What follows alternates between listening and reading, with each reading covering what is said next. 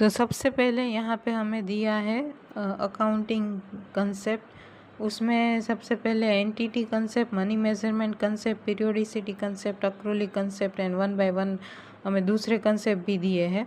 उसके बाद accounting principles दिए हैं एंड कन्वेंशंस दिए हैं। तो सबसे पहले हम लोग स्टार्ट करते हैं अकाउंटिंग कंसेप्ट से।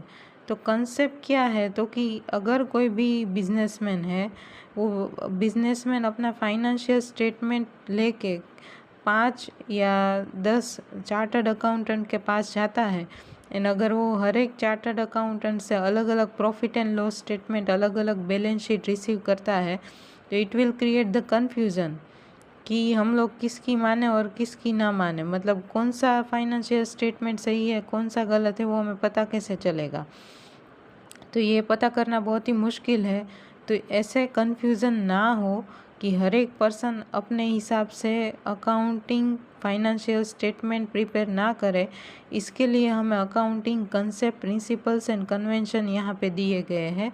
तो सबसे पहले हम लोग स्टडी करते हैं कि ये क्यों दिए गए हैं। तो कि ये एक जनरली एक्सेप्टेड अकाउंटिंग प्रिंसिपल्स है, मतलब जो सभी ने एक्सेप्ट किए हुए हैं प्रिंसिपल्स।